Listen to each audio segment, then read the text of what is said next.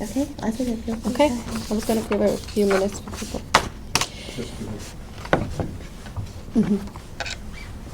Oh, automatically.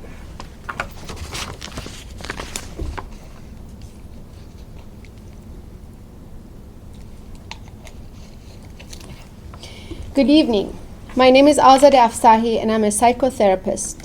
I've been in the field of mental health for 18 years, and over a year ago I decided to advocate and heal former Iranian political prisoners.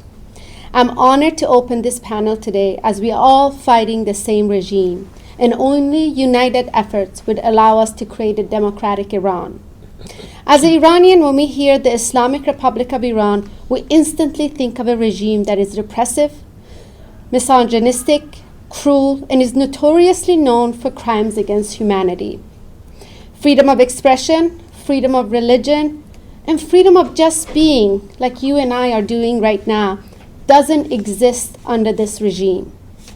The right for you to say what you think and demand a better future, a democratic Iran, will result in execution, imprisonment, torture, beating, rape, and killing.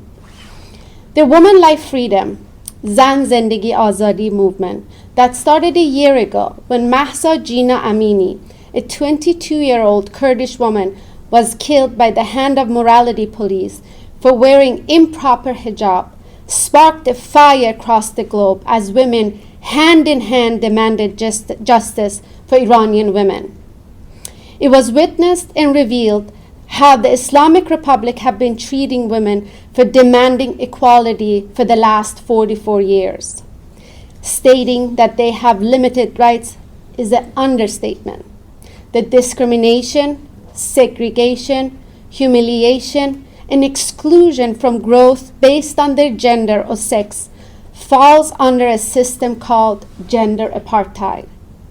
To provide a relatable example, imagine a sunny afternoon. You decide to go for a bike ride. You put on your gear and you enjoy this lovely time. However, under the Islamic Republic of Iran that has a gender apartheid system, riding a bike is considered a crime. The Supreme Leader Ali Khamenei issued a statement. Riding a bike often attracts the attention of men and exposes the society to corruption. Those contravenes women's chastity and it must be abandoned by women, not by men.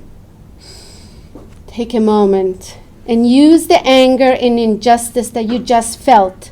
Use it to amplify the voices of Iranian women that are being killed for fighting against gender apartheid.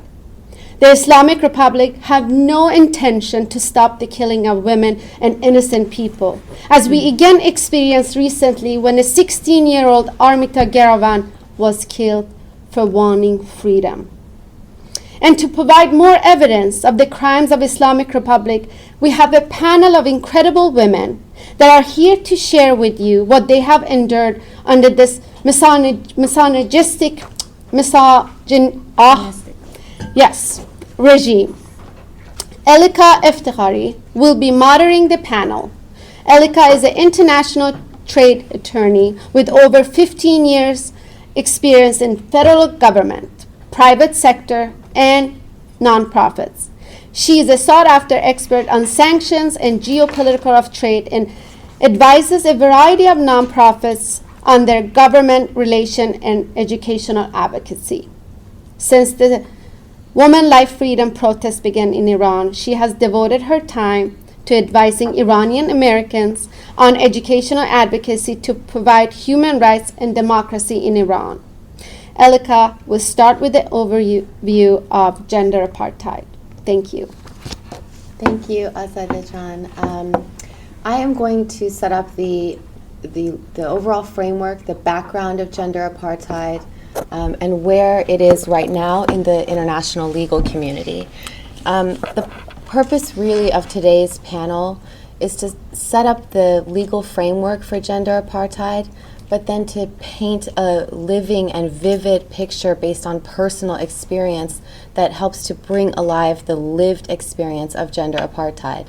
It's one thing to read these things and sometimes articles, to study them and just read written content, and it can turn into statistics. And we want to make sure that when people hear the phrase gender apartheid, they remember a story that stuck with them that they heard. So I will take the liberty of just very quickly explaining the lay of the land as it is now. I want to start with a bit of history.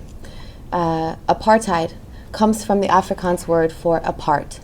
The term was born out of apartheid South Africa and its system of institutionalized racial segregation and discrimination, which sought to establish and maintain dominance by white South Africans over black South Africans.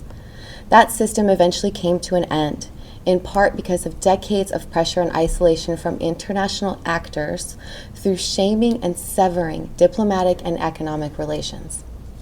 Gender apartheid forms the bedrock of the governments in Afghanistan and Iran. The distinctiveness of the assault on women by those regimes stands apart from other troubled regimes of the world. Rather than govern with respect for human rights under the rule of law, these regimes act with an iron fist, and they have made women the target of that fist. Instead of waging a war of open annihilation on women, these two regimes in Iran and Afghanistan have mastered the art of using governance to inflict gender apartheid. The apartheid standards that we have today in international law, however, they were developed in the 20th century. They were developed specifically for racial apartheid.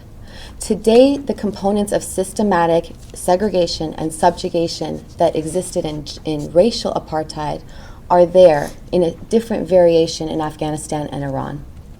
So, for example, under the Taliban, women in Afghanistan are banned from education, from employment in NGOs, from employment in the government, and from traveling long distance without a male guardian, all while having to abide by a severe dress code. Month by month, it seems that the news coming out of Afghanistan only gets worse and worse as the restrictions on women, even down to the salons they can operate, become stricter and stricter. In the Islamic Republic of Iran, women are banned from many fields of study, sporting events, from obtaining a passport, and their testimony is worth half of a man's under the law. They are forced to wear a hijab, and they are part of a broader legal system that bans them from being judges, bans them from having meaningful and significant roles in the very laws and the creation of policy and governance. These bans and the broader legal systems they belong to seek to establish women's subjugation by men, and this is coming directly from the state. It is a state-controlled and state-implemented system, and that's the essence of gender apartheid. That's what makes gender apartheid different from gender discrimination. It's this institutionalized, systematic, government-created, government-sponsored, government-funded, broad, down to the infrastructure of governance. It's embedded across every aspect. We're not talking discrimination anymore. This is systematic. It's gender apartheid. Currently, the international legal community is trying to modernize, unfortunately, we have to keep up with oppressive regimes, with every form and variety that they come with, every 100 years or so, however they mutate. And currently, this mutation is gender apartheid. It's apartheid based on gender. The international legal community is working now to convince other nations and international organizations to codify gender apartheid as its own distinct crime against humanity. And that's why it's so important for us to hear these stories, diverse